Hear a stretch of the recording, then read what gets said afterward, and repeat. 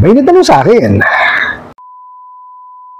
Nais namin iparating sa inyo na lahat ng dokumento nyo ay naipasa na sa Small Claims Court upang maaprubahan na ang writ of execution. Kayo ay aming padadalhan kaagad ng mensahe kung kailan kayo babatakan ng gamit kabayaran sa utang nyo sa kumpanya. Kayo ang may gustong mangyari ito at hindi ang kumpanya. Alright, napakagandang katanungan po nito, pero bago ho natin sasagutin, imbitahan ko muna sana kayo na pakisuportahan po sana aking mga social media accounts sa YouTube, Facebook, and TikTok. Ayan, tumira na naman po sila, no? Magbabatak daw po sila ng gamit.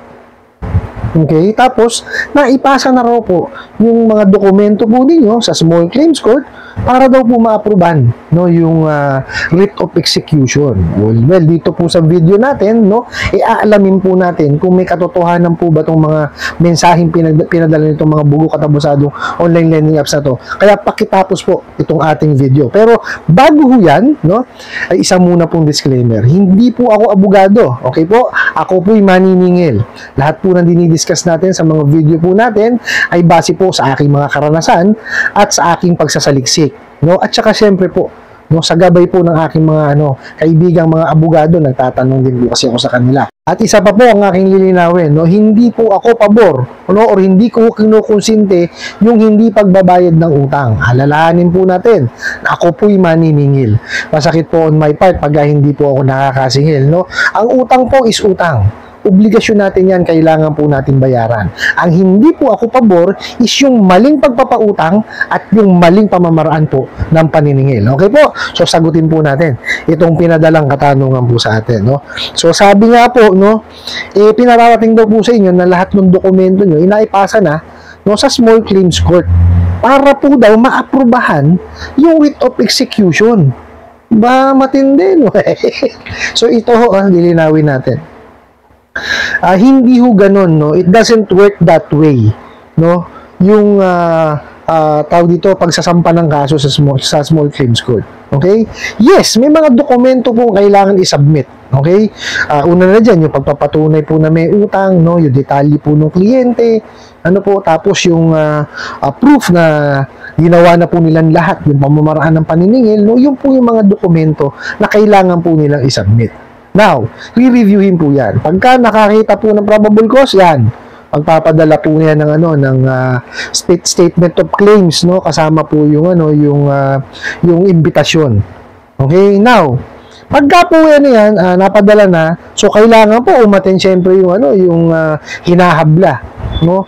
Pagka po yan napadala na, may 30 days po yan, no, na araw para po masagot, no, yung pinadala pong imbitasyon. Ngayon, ang small claims po, no, mediation yan, hindi niyo kailangan ng abogado diyan. Okay? Kasi may nagsasabi isasama daw po yung attorney's fee o kung ano-anong fee, no, na ginamit dun sa abogado. Paano po magkakaroon ng attorney's fee? Hindi naman kailangan ng abogado diyan. Ngayon, nililinaw lang po natin, no. So dito po, no, mediation yan. Okay? Si judge, tapos yung pong dalawa, maghaharap yan. Sa simula yan, mag-uusap muna yung dalawa kung magkakaroon sila ng resolusyon o kung ano man yung mapag-usapan nila na pabor sa parehas na partido at paano sa kanila, kumbaga, payag sila, yun po yung masusunod. No, tatanungin sila ng judge kung okay ba sa inyong dalawa yan. So, kung pabor sila doon, approve ni judge yan. Okay, ngayon, ito po yan. Pagka wala hong naging resolusyon, si judge po ang magdi-decide niyan. Okay, pag nag-decide na po si judge, final na po yan. So, kailangan yun i-execute. Ito po. For example po, nagbigay ng desisyon, no? Let's say, naging usapan is, magbabayad monthly ng ganitong halaga. Okay? Hindi ho ngayon natupad. Unang bayad, schedule pa lang, hindi na nakabayad. Yung pong naghabla, no, maaari pong bumalik, no, sa small claims court para po manghingi ng writ of execution. So, ito po is gagawa ni judge ng writ of execution. Pero pagka yan nag-grant po, yung pong sheriff ang magpapatupad niyan. No, hindi po yung OLA. Kasi ito, dito sa sa mensahe po nila, sila magbabata kasi tingnan niyo ang sabi ha. Kayo ay aming padadalhan kaagad ng mensahe kung kailan kayo babata ka ng gamit. O, di ba? Kabayaran daw po, no? Doon sa utang nyo sa kumpanya. Hindi nga masabi kung anong pangalan ng kumpanya. Di po ba? So, ganun po yung proseso. Hindi po yan yung magsasubmit kayo ng dokumento, a-approvean daw po para magkaroon ng writ of execution. Hindi po ganun yun. Kailangan po muna meron kayong napanalunan or nanalo kayo doon sa sinampan yung kaso sa small claims court. Ngayon, pag nanalo at hindi natupad, that's the time po na pwede kayong pumunta o bumalik, para makahingi po ng writ of execution at ang po niya papatupad niya is yung sheriff. Okay, ngayon po pwede ho yan, garnishment ng salary, garnishment ng savings of account, o di kaya kung may property na kasing halaga or even lagpas, po pwede ho yun. Ngayon, hindi ho ibig sabihin na pagka may na-garnish o may nahatak po, yun na yung kukunin po nung naghabla, hindi ho. Dadalhin ho sa korte yun at sila ho ang magbebenta. For example po, nakakuha ng motor. Okay? Yung motor po ibebenta yun, hindi ho ibibigay yun doon sa sa OLA o doon sa nanalo sa sa small claims court, Kung ano man po yung maging proceeds doon, at kung for example, yung halaga ng utang is 10,000, na ibenta yung motor ng 20,000, ibibigay ho yung 10,000 doon sa sa nanalo, yung sobra, babalik ho yan doon sa nakahiram ho ng pera. Okay po. Kasi itong mga bugok na to, lagi yung pinananakot yung ganyan, hindi naman ho alam yung proseso. Di po ba? Tapos ito pa, sasabihin pa nila, kayo ang may gustong mangyari ito, hindi yung kumpanya. Mga bugok. Di ba? Kayo ang nagsimula niya kung hindi nyo hinaras. At kung kayo ay nagpautang ng mama, hindi ho makakarating sa ganyan yan. Sa kayo nakakita, niloko nyo yung mga kliyente ninyo. Hindi nyo diniscuss yung kanilang nahiram. O tapos, magugulat na lang yung kliyente, ikapitong araw o ika-anim na araw, naniningil na kayo. Hindi pa na naniningil, nananakot na kayo. O, di ba? Yun ho ang mahirap, di ba? Kumbaga, walang alam sa paniningil, pinaupo dyan. Hindi ho ganun eh. Ang may kasalanan dyan talaga is yung itong mga OLA na yan. Yung mga may-ari niyan. Kasi, alam nilang walang alam sa paniningil, yung kanilang mga tauhan, ipauupuin doon. Uutusan pa, may script pa. 'Di ba? Hindi ho lahat ng tao uubram po maging maniningil.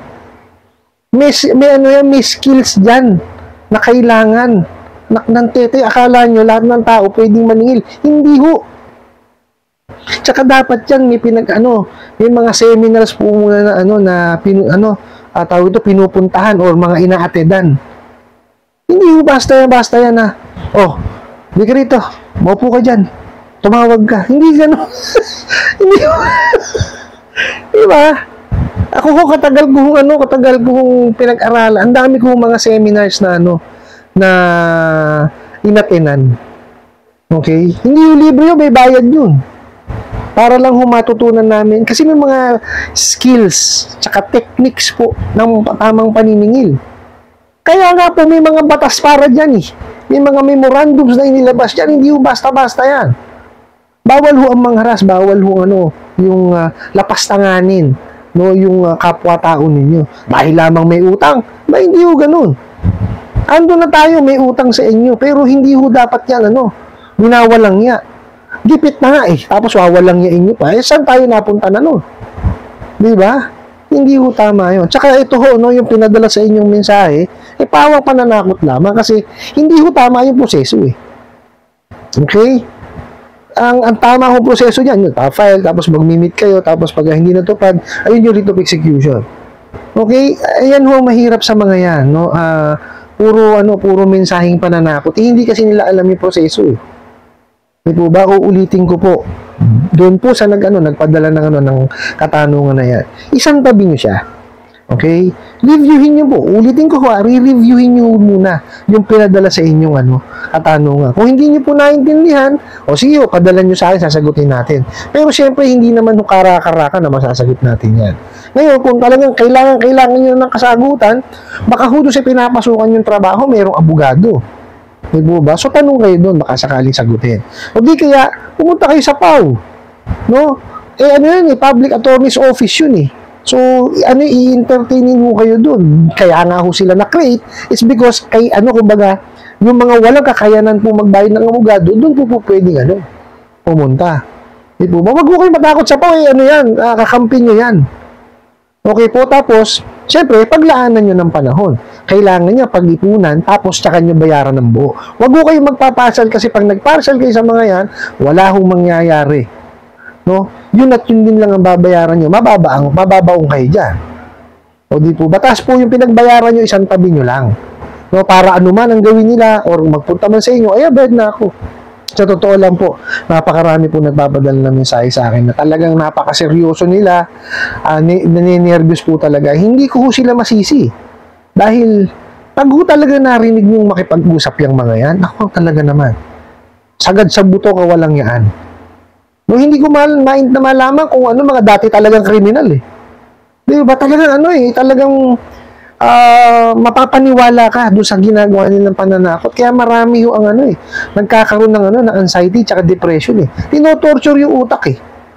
No, ngayon, kung sa tingin ninyong magandang gawin para maiwasan nyo yung mga gawin nyo po. Buhay nyo yan eh. Pero isa lang kung sasabihin ko sa inyo, utang pa rin mo yan, kailangan bayaran po natin. I hope nasagot ko po itong katanungan na to at sana po yung makatulong. Maraming salamat po sa inyong walang sawang pagsuporta at panonood sa aking mga videos. Maraming salamat po sa inyong pag-like, pag-share, pag-comment at pagtatanong. And kunin ko na rin po itong opportunity na to na imbitahan po sana kayo na pakisuportahan po sana ang aking mga social media accounts sa YouTube, Facebook, and TikTok. Sa muli po, yun lang.